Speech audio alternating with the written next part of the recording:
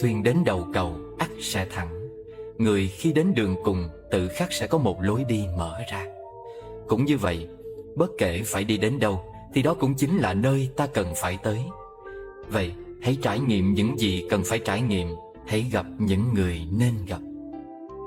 Cây tùng, cây bách chốn thâm u, nào cần người thăm hỏi, mà quanh năm vẫn tươi xanh màu lá. Cây mai giữa sương tuyết, gió rét, không cần bè bạn, vẫn đơm hoa đúng dịp xuân về. Ai ai rồi cũng phải tự mình vượt qua một khoảng thời gian không có ai giúp đỡ, không người ủng hộ hay ân cần hỏi han. Nhưng chỉ có như vậy, người ta mới có thể kiên cường vượt qua giông tố. Không kể bạn đã gặp phải ai, người đó đều sẽ phải xuất hiện trong cuộc đời của bạn. Mọi chuyện tuyệt đối không hề ngẫu nhiên. Người đó đến và sẽ mang cho bạn một bài học, một cảm nhận, một dấu ấn. Trên đời vốn không có chuyện bất bình, mà chỉ có cái tâm bất bình. Đừng trách móc oán hận, mà hãy thản nhiên với hết thảy, xem mọi chuyện như khói mây. Rồi bạn sẽ nhận ra rằng đời người rốt cuộc rồi cũng như một cơn gió thoảng, khởi lên rồi tan biến, đến rồi đi, sinh ra từ cát bụi, rồi cuối cùng lại hòa mình vào cát bụi. Lý tưởng đôi lúc giống như một ngọn đèn, thắp lên rồi vụt tắt. Tình cảm giống như một cơn mưa, mưa xuống rồi cũng khô đi. Bạn bè chính như một tầng mây, tụ hội rồi lại tan đi mất. Buồn khổ chính là một vò rượu, uống say rồi cũng tỉnh. Bạn có bao giờ ngồi một mình thinh lặng và suy nghĩ về những câu hỏi như: bạn là ai? Tại sao bạn có mặt trên cõi đời này? Điều gì quan trọng nhất trong cuộc sống của bạn? Câu trả lời tùy thuộc vào mục đích sống của bạn là gì. Nếu mục đích sống của bạn là sự giàu có, thì tiền bạc là quan trọng nhất.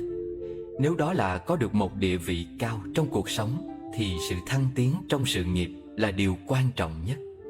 Còn nếu đó là hạnh phúc, thì gia đình và tình yêu và đời sống tâm linh là quan trọng nhất. Người hạnh phúc là người biết mang lại hạnh phúc cho những người xung quanh. Tôi nghĩ rằng điều quan trọng nhất trong cuộc sống của mỗi con người chính là sống làm sao cho mình được hạnh phúc. Và để làm được điều đó thì cần phải mang hạnh phúc đến cho gia đình, bạn bè, đồng nghiệp. Và cũng đừng quên mang hạnh phúc đến cho chính mình bằng những thú vui giải trí cùng mọi người xung quanh nhiều hơn. Cuộc sống luôn đa dạng và phong phú. Hãy luôn quan tâm đến tất cả những điều đó. Khi bạn đau ốm, có người tận tình chăm sóc cho, đó chính là hạnh phúc. Khi bạn lạnh, có người ôm bạn, đó chính là hạnh phúc. Khi bạn khóc, có người an ủi bạn, đó chính là hạnh phúc. Khi bạn già, có người bầu bạn cùng, cũng là hạnh phúc. Khi bạn sai, có người bao dung, tha thứ cho bạn, cái này là hạnh phúc. Khi bạn vất vả, có người thương xót, đây cũng chính là hạnh phúc. Hạnh phúc không phải là quanh bạn có bao nhiêu người, mà là có bao nhiêu người bên cạnh bạn. Hạnh phúc không phải là bạn lái những chiếc xe sang trọng, mà là bạn lái xe về đến nhà bình an. Hạnh phúc không phải là bạn tích trữ được bao nhiêu tiền, mà là mỗi ngày thể xác và tâm hồn được tự do, được làm những việc mình yêu thích. Hạnh phúc không phải là chồng, vợ của bạn thành công, xinh đẹp ra sao, mà là chồng, vợ của bạn luôn có thể nở nụ cười rạng rỡ. Hạnh phúc không phải là được ăn ngon, mặc đẹp, mà là không có bệnh, không có tai ương. Hạnh phúc không phải là lúc bạn thành công được tung hô nhiệt liệt, mà là lúc bạn sa cơ, vẫn có người nói: bạn tôi à, cố lên. Hạnh phúc không phải là bạn nghe qua bao nhiêu lời ngon ngọt, mà là khi bạn bi thương rơi lệ, có người nói với bạn rằng: không sao đâu mà, đã có tôi ở đây. Có một người trải qua lần hoạn nạn, mãi về sau khép lại cửa tâm hồn. Từ khi mắt thôi nhìn đời sáng lạng, ngọc châu và đôi mắt quý nào hơn. Ai cũng sống bằng con tim nhịp thở, mà quên đi hơi thở vốn nhiệm màu. cơn đau đến, muộn màng lòng chợt hiểu, trút hơi tàn, đời sống sẽ còn đâu. Con người ta khi phải buông bỏ thứ gì đó thì luôn cảm thấy phiền não, day dứt không yên. Có người dù muốn buông tay nhưng lại không thể hạ quyết tâm mạnh mẽ. Vậy phải làm sao? Mời bạn đọc câu chuyện sau và cùng chiêm nghiệm nhé. Có một người đàn ông với vẻ mặt khổ sở hỏi một vị hòa thượng: Thưa thầy, tại sao có một số thứ và một số người con không thể buông bỏ được? Vị hòa thượng nói: Không có gì là không thể buông bỏ được. Người đàn ông kia lại nói: Thưa thầy, tại sao có những thứ và có những người mà con hết lần này đến lần khác đều không buông bỏ được? Vị hòa thượng liền bảo người đàn ông kia cầm cái chén lên, rồi ngài rót nước trà vào chén. Hòa thượng rót đến tận lúc nước trà trong chén trào ra ngoài. Người đàn ông kia lập tức thấy nóng tay, không chịu được, liền đặt chén trà xuống. Lúc này vị hòa thượng lại nói: Trên đời không có gì là không buông bỏ được. Chỉ cần ngươi cảm thấy bị đau, ngươi sẽ tự bỏ xuống được thôi. Quả thật, khi chúng ta đã có công danh thì liền thấy khó buông bỏ được công danh. Khi chúng ta có tiền tài thì liền thấy khó buông bỏ được tiền tài. Khi chúng ta đã có tình yêu thì liền thấy khó buông bỏ được tình yêu. Khi chúng ta đã có sự nghiệp thì liền thấy khó buông bỏ được sự nghiệp. Tất cả những điều này khiến chúng ta không buông bỏ được là bởi vì trong lòng chúng ta còn có suy nghĩ và mộng tưởng, mong tưởng về chúng, còn bị chúng hấp dẫn. Hay là bởi vì hành vi của đối phương còn chưa động chạm đến ranh giới của sự chịu đựng của ta. Nói chung là vì chúng còn chưa khiến bản thân chúng ta bị đau nhức đến mức phải buông bỏ.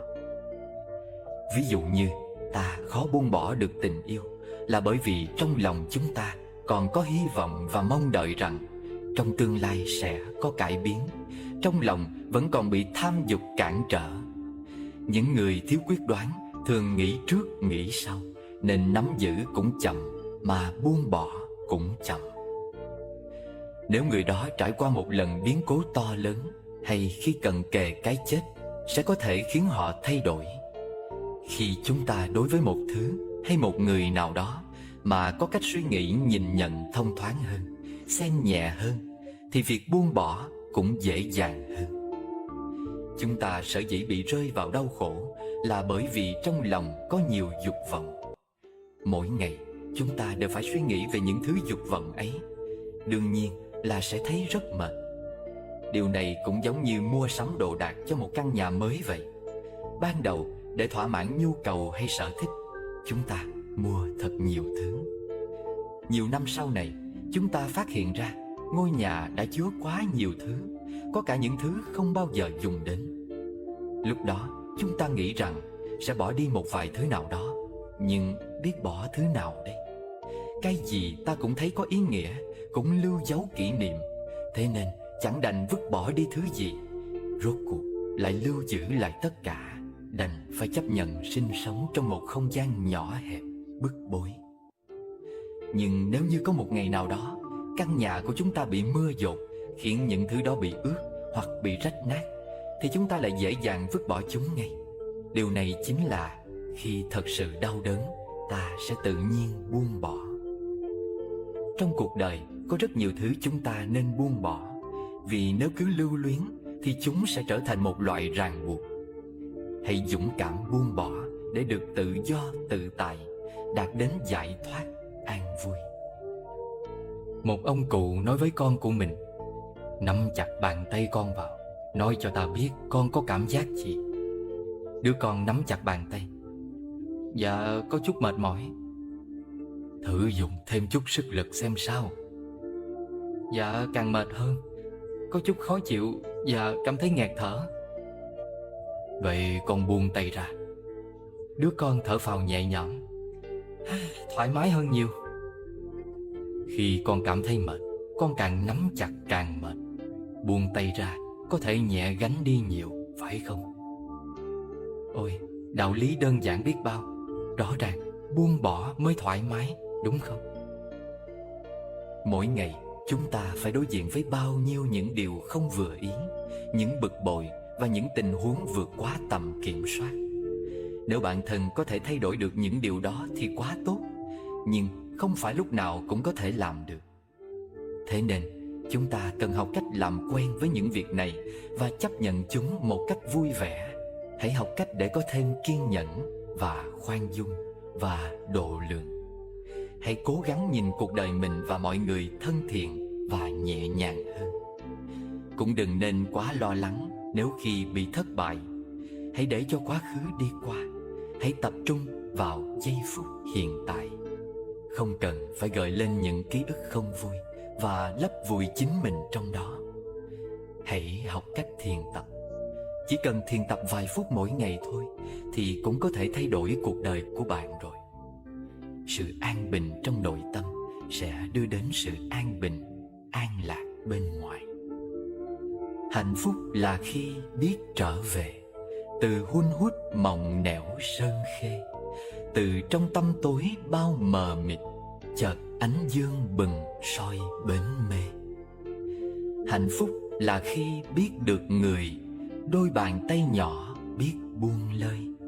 Những ngọn gió trần thôi vướng bận, mặt nắng mưa qua giữa cuộc đời. Xưa là hạnh phúc bên kia núi, là cỏ bên đồi ngang ngát xanh. Ngày nay chưa sống mơ ngày tới, thực tại vùi quên rất đoạn đành. Hạnh phúc giờ đây buổi sớm mai, mỉm cười nhận diện lá hoa phai. Mùa thu đã đến trong thầm lặng, bên những dòng xe nối miệt mài. Thanh thản là khi tóc đổi màu, hiểu ngày sắp tới sẽ về đâu. Biết trăm năm hẹn cùng sương khói, vạn sự trôi về nơi bể dâu. Hạnh phúc là khi giữa đổi thay, lắng yên trọn vẹn phút giây này. Ngắm bình minh đến hoàng hôn lại, thả hết ưu phiền theo gió bay. Con người có thể sống được một ngày chính là đã có phúc một ngày, cần quý trọng. Đời người ngắn ngủi mấy chục năm, đừng để bản thân mình phải ân hận tiếc nuối. Mặt trời mọc hướng đông, lặn hướng tây. Buồn cũng hết một ngày, mà vui cũng hết một ngày. Không để tâm vào những chuyện vụn vặt, thân tâm đều không thoải mái. Cuộc sống đơn giản là cuộc sống hạnh phúc nhất. Làm người biết đủ thường vui, rộng lượng tha thứ. Sự tình gì cũng không thể nghĩ quá phức tạp. Tâm mang nặng nhiều thứ, ắt sẽ mệt mỏi. Đối với trí nhớ cần định kỳ xóa bỏ, đem những người và sự tình không thoải mái trong lòng xóa cho sạch hết. Có một số việc nếu biết nhẹ nhàng buông xuống, ta sẽ thấy thoải mái. Có một số người nhớ kỹ nhớ sâu, chưa hẳn đã là hạnh phúc. Có chút đau khổ, xem nhẹ chúng, rốt cuộc cũng chỉ là giúp ta tôi luyện. Đường đời nhấp nhô, rèn luyện cho bản thân một phần ôn hòa. Mưa gió cuộc đời giúp bản thân giữ được nụ cười tươi. Cuộc sống chính là thông cảm cùng thấu hiểu, mang vui vẻ đặt ở trong lòng, lặng lặng hòa tan, chậm rãi khuếch tán. Nhân sinh không có nếu như, chỉ có kết quả. Quá khứ không thể tìm lại, mà nếu có thể trở lại thì nhất định không còn hoàn mỹ. Đời người nói dài cũng không quá dài, nói ngắn cũng không thật ngắn. Được sống một ngày chính là có phúc. Hãy trân quý từng phút giây, bởi thời gian một khi trôi đi sẽ không bao giờ trở lại. Làm người không cần thiết tự cho mình là đúng. Trái đất một khi chuyển động thì ai ai cũng phải chuyển động theo. Từ xưa đến nay, người làm càng đều không có kết cục tốt đẹp. Cho nên dù có khả năng, cũng nhất định phải bảo trì sự khiêm tốn, đúng mực.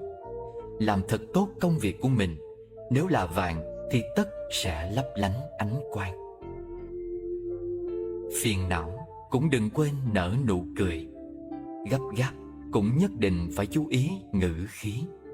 Gian khổ cũng đừng quên kiên trì nhẫn nại. Mệt mỏi cũng không được quên phải yêu lấy bản thân mình. Thêm một chút vui vẻ, bớt một chút ưu phiền. Bất luận giàu hay nghèo, địa vị cao hay thấp, tri thức nông hay sâu, chỉ cần mỗi ngày vui vẻ mỉm cười, mệt mỏi coi như không, thì chính là sống đời thông dong tự tại. Bà lão 92 tuổi, nhỏ nhắn, gọn gàng, sáng nào trước 8 giờ cũng ăn mặc chỉn chu, với mái tóc uốn hợp thời và gương mặt được trang điểm kỹ lưỡng. Thậm chí mắt bà gần như không thấy gì cả. Chuyển tới nhà dưỡng lão hôm nay. Người chồng đã đi cùng bà 70 năm, vừa mới qua đời. Bà cần phải chuyển tới đây. Sau nhiều giờ ngồi chờ kiên nhẫn ở sảnh nhà dưỡng lão, bà mỉm cười nhẹ nhàng khi được thông báo phòng của bà đã sẵn sàng.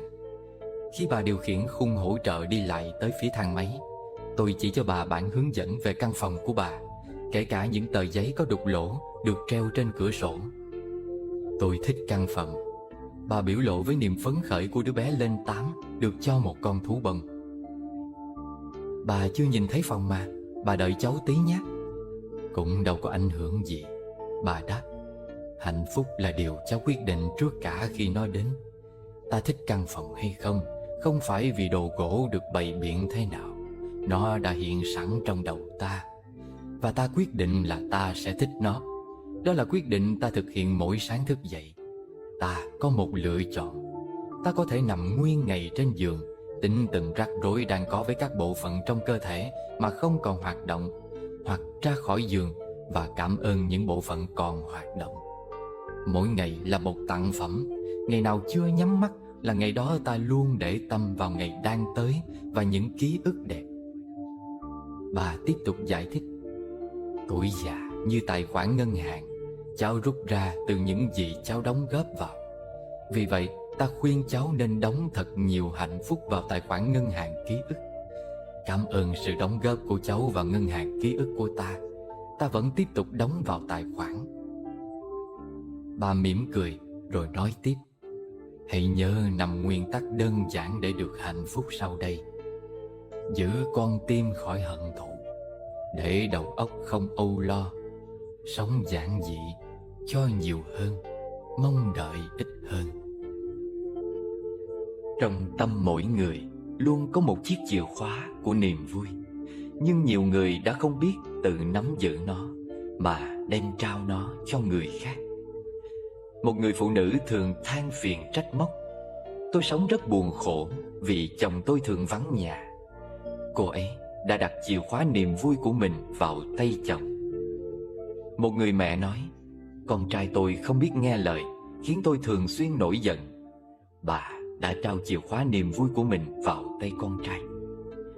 Một người trung niên thở dài. Sếp không thăng chức cho tôi, làm tinh thần tôi sa sút. Anh ta đã nhét chìa khóa niềm vui của cuộc đời mình vào tay vị ông chủ kia. Bà cụ kia than thở. Con dâu tôi không hiếu thuận, cuộc đời tôi sao mà khổ. Một thanh niên trẻ từ tiệm sách bước ra la lên. Thái độ phục vụ của ông chủ đó thật đáng ghét. Những người này đều có một quyết định giống như nhau, đó là để người khác chế ngự tình cảm của mình. Lúc chúng ta cho phép người khác điều khiển và chế ngự tinh thần của chúng ta có cảm giác mình là người bị hại, không biết làm gì ngoài trách móc và căm giận người kia. Đó là lựa chọn duy nhất của chúng ta. Khi trách móc người khác, ta truyền đi thông điệp: tôi khổ như vậy là do anh, do chị, do con. Và anh, chị, con phải chịu trách nhiệm về nỗi khổ này của tôi. Lúc đó, chúng ta phó thác cho những người khác trọng trách phải làm ta vui. Chúng ta dường như thừa nhận rằng mình không có khả năng làm chủ mình, mà chỉ có thể nhờ ai đó sắp đặt và chi phối. Những người như vậy thường khiến nhiều người không muốn tiếp xúc, gần gũi. Lý do đơn giản là bởi khi nhìn thấy họ, mọi người chỉ thấy toàn sự trách móc, giận hờn. Một người biết nắm chắc chìa khóa niềm vui của mình thì sẽ không đợi chờ người khác làm cho mình vui, mà ngược lại, họ còn có khả năng đem niềm vui đến cho người khác. Tinh thần người đó ổn định, biết tự chịu trách nhiệm, không đổ lỗi cho người khác, biết làm chủ xúc cảm và biết tự tạo ra niềm vui, biết giữ gìn niềm vui cho chính mình. Thế nên, người đó luôn thảnh thơi, vui vẻ trong công việc lẫn cuộc sống, không bị áp lực từ người khác. Hãy giúp đi nếu có thể, đừng nề hà cân nhắc thiệt hơn, cũng đừng mong ai đó trả ơn, đời ý nghĩa khi làm thiện nguyện. Hãy cứ cho đi, đừng tiếc rẻ, mai ta về chẳng thể mang theo. Thế gian biết bao kẻ khó nghèo, đời ý nghĩa là khi cống hiến. Hãy cứ thương đi, dù ai ghét, dù ai ganh bôi bác thị phi. Thói đời vẫn vậy, chấp mà chi, đời ý nghĩa là khi tha thứ. Hãy chia nhau những gì mình biết, đừng khư khư ích kỷ giữ riêng.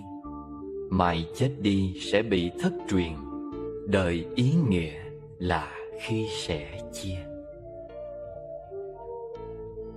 Bạn có thể phàn nàn vì hoa hồng có gai, hoặc bạn cũng có thể vui mừng vì trong chông gai có hoa hồng. Có những điều chúng ta không thể ép buộc, ta buộc phải thích ứng. Có những lúc mà sự thay đổi lớn nhất cần đến là sự thay đổi góc nhìn. Bất cứ khi nào chúng ta cảm thấy mình chắc chắn đúng đến mức ta không chịu cởi mở với bất cứ thứ gì khác hay ai khác, thì ta sai ngay ở đó. Nó trở thành góc nhìn sai. Khi khổ đau xuất hiện, nó đến từ đâu? Nguyên nhân là từ góc nhìn sai, kết trái thành khổ đau. Nếu là góc nhìn đúng, nó sẽ không dẫn đến khổ đau. Mọi người đều làm việc theo phong cách riêng của mình, lựa chọn theo cảm giác của riêng mình. Bạn không thể nói người khác đã sai, cũng không thể đảm bảo mình tuyệt đối đúng. Nếu thay đổi góc nhìn, kết luận về sự việc cũng sẽ khác đi. Con người, sự việc, tình cảm, ai đúng ai sai, chỉ mình mới hiểu. Cuộc sống này tốt hay xấu phụ thuộc vào cách nhìn nhận của mỗi người. Chúng ta có thể nghe, nhìn và làm mọi chuyện theo suy nghĩ của riêng mình.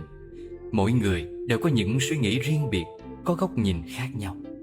Góc nhìn được tạo nên từ những suy nghĩ, nhận định của mỗi người. Nhìn sai hay đúng là do tâm trạng và góc nhìn của mỗi người, tùy thuộc vào tâm trạng, cảm xúc của từng người. Nếu góc nhìn bị sai lệch, bạn sẽ đưa ra những kết luận chủ quan, thiếu chính xác. Chúng ta cũng không nên tự giam mình trong giới hạn nhất định, không cho phép suy nghĩ của mình vượt ra khỏi khuôn khổ có sẵn, để rồi cuộc sống mất đi niềm vui, trở nên tẻ nhạt. Sự đơn điệu tẻ nhạt của cuộc sống dễ làm cho ta chán nản, không có động lực để làm việc. Nếu chúng ta cứ mãi khư khư giữ cho mình một vỏ bọc an toàn, thì kết quả mang lại không như mình mong muốn. Ngược lại, nếu bạn đón nhận cuộc sống bằng một cái nhìn lạc quan, bằng suy nghĩ tích cực, bạn sẽ có động lực để bước tiếp. Thay đổi góc nhìn, cách nghĩ và cách đón nhận sẽ giúp bạn thấy được nhiều cơ hội mới mà trước đó có thể bạn chưa thấy được. Nhà Phật có câu: trắng đen khác một cái nhìn, đời hư hay thực, tâm mình sáng soi. Hay trong lời giảng của Thiên Chúa đã có nói: thiên đàng ở trong ngực, nhưng địa ngục ở trong tâm. Trong cuộc sống, không có chân sự thật nào hiển hiện, chỉ có cách nhìn. Mọi điều ta nghe thấy đều chỉ là một quan điểm, không phải sự thật. Mọi thứ ta nhìn thấy đều chỉ là một góc nhìn, không phải sự thật. Nữ văn hào người Mỹ Harper Lee trong tác phẩm làm nên tên tuổi của mình To Kill a Mockingbird, giết con chim nhại, đã từng viết rằng: You never really understand a person until you consider things from his point of view. Con sẽ không bao giờ thực sự hiểu được một người cho đến khi nào con nhìn mọi việc từ góc nhìn của người đó. Thực vậy, người thầy tốt nhất là trải nghiệm, chứ không phải góc nhìn méo mó của ai đó. Cuộc sống luôn có nhiều việc xảy ra ngoài dự liệu. Chúng ta phải biết chấp nhận và cố gắng thích nghi với hoàn cảnh. Bạn không thể cứ đòi hỏi mọi việc phải xảy ra theo ý muốn của mình. Chúng ta phải tự trang bị cho mình một bản lĩnh, một ý chí kiên cường để sẵn sàng đối mặt với mọi thách thức. Có như vậy, bạn mới dễ dàng đạt được mục tiêu mà mình muốn hướng đến trong cuộc sống. Trong bất kỳ hoàn cảnh nào, cho dù có rơi vào bế tắc, chúng ta hãy thay đổi cách suy nghĩ, bình tĩnh xem xét vấn đề từ một góc độ khác, rồi ta sẽ vượt qua được mọi trở ngại, mọi khó khăn. Trước mỗi sai lầm, thay vì cứ mãi dằn vặt đau khổ, bạn hãy dũng cảm vượt qua một cách vững vàng.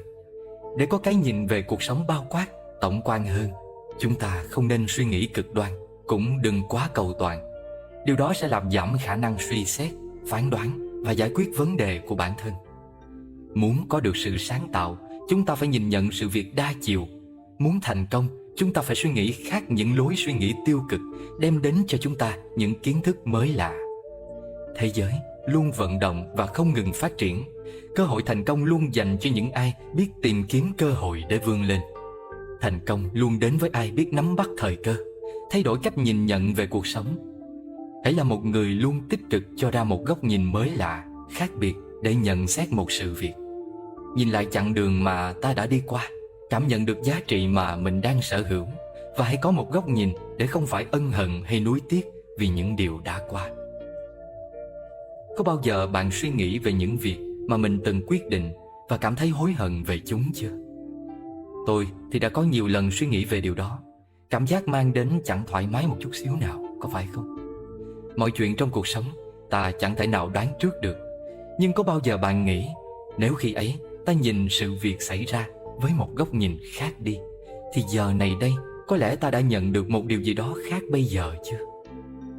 Những buổi chiều tà tan tầm giữa những con phố dài với dòng người hối hả và tấp nập, đã bao lần bạn dừng lại một chút để suy nghĩ về cuộc sống của mình chưa? Mỗi một đời người, ai cũng phải ít nhất trải qua những thăng trầm, những phiền muộn lo toan. Nhưng cuộc sống thì đâu bao giờ êm đềm đứng yên bên cạnh một khoảnh khắc hoài mãi. Nó cứ theo chiều kim đồng hồ quay, rồi trôi qua một cách ào ạt, mà chẳng bao giờ nhìn thấy lại được nửa giây phút của ngày hôm qua. Rồi chúng ta cứ tất bật, cứ mãi mê chạy theo, bỏ lại sau lưng tất cả, rồi chẳng được gì ngoài việc bị cuốn vào dòng nước lũ cứ chảy xiết đó. Cảm xúc của con người như những cơn gió lạ, lúc êm đềm, lúc dồn dập rối rít. Nó như tương ứng với những cung bậc thăng trầm cảm xúc trong con người bạn, lúc lên, lúc xuống, và những rối ren trong cuộc sống mà bạn gặp phải. Người ta thường nói rằng khi bạn buồn, cảm xúc sẽ tăng lên. Điều đó là một điều tự nhiên và chìm vào lối mòn vô thức. Nhưng vấn đề phụ thuộc vào cách nhìn nhận sự việc của bạn. Ở một khía cạnh nào đó, bạn cần biết mình cần phải làm gì để tiết chế bản thân với những lối suy nghĩ lệch lạc trước khi mọi việc diễn ra, bởi sự thiếu bình tĩnh của bạn, để không hối hận trước những điều mình đã làm có thể gây tổn thương cho chính bạn và cho người khác. Khi bắt gặp một sự việc xảy ra trong cuộc sống, bạn nên có cách nhìn nhận đúng đắn về một vấn đề. Cách nhìn của bạn hôm nay sẽ là kết quả mà bạn sẽ nhận vào mai sau. Một là cuộc sống sẽ nở hoa, không thì cuộc đời bế tắc. Nhưng mà bạn ơi, trong chúng ta, ai rồi cũng sẽ đến lúc già đi và rời khỏi cuộc sống này. Vì vậy, mỗi ngày sống là mỗi ngày hết sức ý nghĩa, cho ta cơ hội để khám phá vô vàn những bí ẩn kỳ diệu và tận hưởng những điều thú vị của cuộc sống bao la. Đừng để bản thân rơi trúng vào một số người đã tự trói buộc mình trong quá nhiều giới hạn, những khuôn khổ vô lý, để rồi không cho phép bản thân mình vượt qua khỏi các khuôn hạn hẹp sẵn có, để rồi cuộc sống của họ và của chúng ta ngày càng trở nên nhàm chán, tù túng, bế tắc và mất vui đi rất nhiều. Tôi có sưu tầm được một câu chuyện có nội dung nói về giá trị cốt lõi của một vấn đề mà bạn sẽ nhận được nếu bạn có một cái nhìn thoải mái, không toan tính, không ghen tị. Đôi lúc giá trị đích thực nằm ngay trước mắt chúng ta. Thay vì cảm nhận nó, chúng ta lại bỏ nó qua một bên và để nó chìm vào quên lãng. Câu chuyện là có một nhóm sinh viên sau khi tốt nghiệp ra trường đều có công việc tốt, rủ nhau về thăm thầy giáo cũ. Sau một hồi trò chuyện, họ bắt đầu phàn nàn về những căng thẳng trong công việc cũng như trong cuộc sống. Nghe thấy vậy, người thầy đi vào bếp và quay trở ra với một bình cà phê lớn cùng những chiếc tách khác nhau. Chiếc bằng sứ, chiếc bằng nhựa, chiếc thủy tinh, chiếc bằng pha lê. Có vài chiếc tách trông rất đơn giản, nhưng cũng có cái rất đắt tiền. Người thầy bảo các học trò tự chọn tách và rót cà phê cho mình. Sau khi mỗi người đều đã có một tách cà phê, người thầy bắt đầu nói rằng nếu các em chú ý thì sẽ nhận ra điều này. Những chiếc tách đắt tiền và đẹp đều đã được lấy hết. Chẳng ai đụng đến những chiếc tách rẻ tiền cả. Có lẽ mọi người sẽ cảm thấy điều này thật bình thường, vì ai chẳng muốn chọn cho mình cái tốt nhất. Nhưng điều ấy lại chính là nguồn gốc của mọi vấn đề rắc rối trong cuộc sống của các em. Điều mà chúng ta thực sự cần là cà phê, chứ không phải là chiếc tách. Nhưng ai cũng vội vàng chọn những chiếc tách tốt nhất, rồi sau đó còn liếc mắt qua người bên cạnh để xem tách của họ có đẹp hơn tách của mình hay không. Đừng để những chiếc tách ảnh hưởng, mà hãy thoải mái nhâm nhi cà phê của mình đi.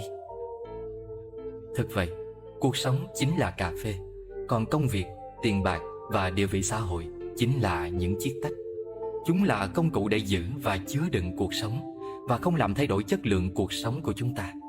Đôi khi, vì chúng ta cứ mãi tập trung vào chiếc tách mà bỏ qua việc thưởng thức hương vị cà phê mà cuộc sống mang lại cho chúng ta. Vì thế, đừng để những chiếc tách ảnh hưởng, mà hãy thoải mái nhâm nhi cà phê của mình đi. Và qua câu chuyện trên, ta thấy được những giá trị cốt lõi được rút ra. Chúng ta mãi chạy theo những thứ mập mờ, lo toan, muộn phiền xung quanh cái xã hội đầy rẫy những ganh đua và sự tiến thủ, mà quên mất đi, ở phía đằng ấy vẫn có một khoảng trời rộng, nơi chúng ta có thể thưởng thức hương vị của cuộc sống tuyệt vời. Dù tình huống có đang tồi tệ tới mức nào, thì bạn cũng phải cân nhắc đến những khía cạnh tích cực của nó. Bạn sẽ thấy mọi thứ trở nên tươi sáng hơn. Nếu bạn làm được vậy một cách thường xuyên, thì nó sẽ nhanh chóng trở thành thói quen. Và thay vì nói tôi không thể, thì hãy nghĩ rằng mình có thể. Dù rằng đôi khi bạn không đạt được điều bạn muốn, nhưng bạn sẽ gặt hái được kinh nghiệm. Kinh nghiệm còn có thể có ích hơn là những thứ bạn đang mong chờ, vì nó gắn bó với bạn suốt đời. Còn những thứ kia tuy rằng có tồn tại đó, nhưng sự tồn tại không được mãi mãi. Mọi thứ đều có hai mặt tốt và xấu. Hãy cố gắng suy nghĩ theo chiều hướng tốt, nếu không chúng ta sẽ không làm được gì cả. Không nên lo lắng vì những điều chúng ta không thể thay đổi, vì cuộc sống không phải lúc nào cũng công bằng. Nếu chúng ta cứ lãng phí thời gian vào việc lo lắng vô nghĩa đó, thì bản thân chỉ càng thêm thất vọng hơn mà thôi. Thay vì vậy, hãy cứ hành động, và nếu thế giới không thay đổi, thì bản thân bạn sẽ thay đổi tốt hơn, có được không? Những gì bạn từng biết chỉ bó hẹp ở miền đất nơi bạn sinh sống, trong những tình huống và những hoàn cảnh mà chỉ có mình bạn trải qua, ở phạm vi rất hẹp của những kiến thức và kinh nghiệm của riêng bạn. Vì vậy, để có thể nghĩ thoáng hơn, bạn phải mở rộng chiều kích suy nghĩ của mình ra không gian khác. Khi bạn nghe những thông tin, một câu chuyện hay về một con người nào đó mà mình chưa từng biết đến bao giờ, thì trước hết hãy đón nhận chứ đừng phê phán. Bạn không thể lấy những hiểu biết và trải nghiệm hết sức nhỏ bé và ít ỏi của mình ra để làm chuẩn đối chiếu và đánh giá về một điều khác lạ, mới mẻ hoàn toàn với bản thân. Hầu như mỗi người chúng ta, chẳng ai có thể hài lòng về cuộc sống của mình. Nhưng chúng ta cần phải biết tự cân bằng trong cuộc sống này. Đừng bao giờ để mình rơi vào tình trạng bế tắc với những rào cản và nghịch lý vô bổ, không có đường ra. Hãy tìm cho mình một lối thoát, dù con đường đó đầy rẫy những chông gai, những trắc trở. Hãy vững tâm và tin rằng còn có biết bao nhiêu điều tốt đẹp chờ đón ta ở phía trước. Khi đối mặt với một sự việc, cách nhìn nhận của bạn rất quan trọng. Một cách nhìn mới mẻ sẽ mở ra nhiều cánh cửa mới để bạn nhận được nhiều điều tốt đẹp và may mắn hơn. Còn bây giờ, hãy cùng tưởng tượng ra một bức hình. Người đàn ông trong bức hình đang cố gắng cứu cô gái bằng cách nắm lấy tay của vợ mình đang sắp rơi xuống hố. Ở phía trên mỏm đá, người đàn ông đó không hề biết rằng bên dưới, ở hốc đá, ngay phía trước mặt vợ mình, có một con rắn đang chực chờ chuẩn bị tấn công cô gái. Còn người phụ nữ từ bên dưới rướn mắt nhìn lên, lại chẳng hề hay rằng có một tảng đá to đang đè lên thắt lưng và toàn bộ thân dưới của người chồng. Người đàn ông thì nghĩ, mình đau đớn quá, mình đang cố níu giữ cô ấy bằng mọi sức lực có thể, nhưng tại sao cô ấy không thể cố gắng để trèo lên? Cô vợ đang đối mặt với con rắn trong hốc đá trước mặt, trong khi vẫn cố với lấy tay người chồng, nhưng không dám gây ra những hành vi bất thường nào tỏ ra nguy hiểm cho con rắn. Vì như vậy, con rắn sẽ tấn công mình hoặc chồng mình, thì cô gái đó lại đang nghĩ rằng mình sắp rơi rồi, và mình không thể nào trèo lên được vì con rắn sẽ tấn công một trong hai hoặc cả hai đứa. Sao anh ấy không thể cố gắng thêm chút nữa để kéo mình lên? Qua đó, ta thấy được rằng chúng ta chẳng bao giờ có thể nhìn thấy những áp lực và nỗi đau của đối phương. Và họ cũng có thể sẽ không bao giờ nhìn thấy được những gì mà bản thân ta phải chịu đựng. Ta có thể thấy họ luôn cười, họ có thể thấy ta luôn thoải mái. Nhưng có thật sự, đằng sau nụ cười kia là hạnh phúc, đằng sau sự thoải mái kia là một điều gì đó dễ chịu. Chỉ là họ đang giúp hoặc đang cố giúp cho cuộc đời của mình và của mọi người bớt đi một phần lo lắng, một chút mỏi mệt thôi. Hay là câu chuyện về hai người tù nhìn ra cuộc sống bên ngoài qua những chấn sông. Một người nhìn thấy bùn lầy nhơ nhớp, còn một người thì trông thấy bầu trời sao tuyệt đẹp. Cuộc sống là thế, dù là trong tình yêu, trong công việc hay trong gia đình, hoặc là các mối quan hệ xã hội, bạn bè. Chúng ta hãy cố gắng hiểu nhau hơn, nghĩ khác đi, lắng nghe nhiều hơn, thấu cảm sâu sắc hơn, thì cuộc sống sẽ tươi đẹp, nhẹ nhàng và thoải mái hơn rất nhiều lần. Bởi không ai có thể thấy chính mình như người khác nhìn mình. Không bức ảnh hay hình ảnh phản chiếu nào cho ta góc nhìn về bản thân như người khác nhìn vào ta. Người ta đã nghiệm được rằng trên bục nhân chứng không bao giờ có hai người nhìn một vụ tai nạn giống hệt như nhau. Chúng ta nhìn qua những đôi mắt khác nhau và từ những góc nhìn khác nhau. Nhưng nếu chúng ta có thể thấy thế giới như cách những người khác đang thấy, ta có thể tiến gần đến sự thấu hiểu tại sao họ lại làm điều họ đã làm và tại sao họ lại nói điều họ đã nói. Không phải các sự kiện khiến cho ta phiền não, mà là cách ta nhìn nhận chúng. Người mà trong tâm chứa đầy cách nghĩ và cách nhìn của mình thì sẽ không bao giờ nghe được tiếng lòng của người khác. Có thể bạn không để ý, nhưng thay đổi nhỏ nhất về cách nhìn có thể biến đổi cả một cuộc đời. Điều chỉnh thái độ dù chỉ một chút thôi cũng có thể thay đổi cả thế giới của bạn. Còn nhớ khi tôi còn nhỏ đã từng chơi một trò chơi mà tôi rất thích. Trò này là giáo viên sẽ yêu cầu học sinh ngồi đầu bàn, đọc một câu trong tờ giấy, và học sinh ngồi đầu bàn sẽ phải nói lại câu đó cho học sinh ngồi phía sau. Từng người một, cho đến học sinh ngồi cuối cùng, và học sinh ngồi cuối đó sẽ phải nói lại với tất cả mọi người điều mà người đó nghe được là gì. Điều thú vị ở đây là nội dung của câu nói mà học sinh bàn cuối nghe được hoàn toàn bị thay đổi so với bản gốc. Và điều tôi muốn nói thêm ở đây là dù chúng ta nghe được chuyện gì đó trước khi câu chuyện đó đến được với chúng ta, thường thì đã bị bóp méo so với bản gốc, nhưng không ai rõ nó đã méo mó đến mức nào. Vậy thì làm cách nào để chúng ta biết được câu chuyện mà mình nghe được có phải là sự thật hay không? Tệ nhất là chúng ta luôn đi ngay đến kết luận và đánh giá sai về người đó hoặc điều đó. Chúng ta có thể hiểu lầm người đó, điều đó từ những thông tin sai lệch mà ta có. Và trên cả bi kịch đó là bảo người tin vào cái thấy của mình, vận động mọi người tin vào cái thấy của mình, cũng như mình tin vào cái thấy của người khác mà không suy xét lại. Có một câu chuyện ngụ ngôn như thế này. Có một con heo, một con cừu, một con bò sữa bị nhốt trong cùng một cái chuồng. Có lần chủ nhân tóm chặt lấy con heo rống lên la hét kịch liệt chống cự. Con cừu và con bò sữa bị tiếng hét của con heo làm cho khó chịu, tức giận quát nạt: "Cậu làm quá lên rồi đấy, ông ấy cũng hay đến bắt chúng tôi có kêu to như vậy đâu." Heo nghe vậy đáp: "Ông ấy bắt các cậu không giống tôi, ông ấy bắt các cậu chỉ lấy lông và sữa, nhưng bắt tôi là để lấy thịt." Cừu và bò sữa nghe xong đều trầm lặng không nói. Câu chuyện trên cho ta thấy, người đứng ở lập trường khác nhau, sống trong hoàn cảnh khác nhau sẽ rất khó để có thể hiểu được cảm nhận của người khác. Nếu như chúng ta có thể đứng ở vị trí của người khác để nhìn nhận vấn đề, thì sẽ hiểu được người khác vì sao lại như vậy, sẽ gần hơn, phù hợp hơn với sự thật, cũng khiến tình cảm giữa người với người chan hòa, gần gũi hơn. Như vậy, những hiểu lầm, mâu thuẫn cũng bớt đi. Có thêm một người bạn là bớt đi một kẻ thù mà, phải không? Mọi kết cục trên thế gian này không phải vô duyên vô cớ mà xảy ra. Vạn vật đều có nguyên cớ của nó cả. Cuộc sống của ai cũng có những hỉ nộ ái ố mà người khác không thể nào biết đến. Có những người thường không hỏi rõ đen trắng đã vội chỉ trích người khác, đều do không hiểu rõ nguyên nhân phía sau. Trước khi chỉ trích ai đó, nhất định hãy hiểu câu chuyện phía trước nó. Nếu không phân rõ trắng đen đã vội phê phán, vô tình sẽ làm tổn thương người khác. Nếu đổi vị trí, bạn sẽ phát hiện thế giới này không chỉ xoay quanh mình bạn. Mỗi người mỗi dạng, họ đều có câu chuyện riêng của họ. Họ đều là diễn viên chính trong thế giới riêng mình. Dù câu chuyện có êm đềm hay trớ trêu, mỗi người đều phải tự mình trải qua những câu chuyện không giống ai, hoặc bi thương hoặc hạnh phúc. Cuộc đời vô thường, ai cũng có những giọt nước mắt, những đau đớn. Hãy học cách tiếp nhận và thông cảm, đối đãi công bằng với mỗi người mà ta gặp.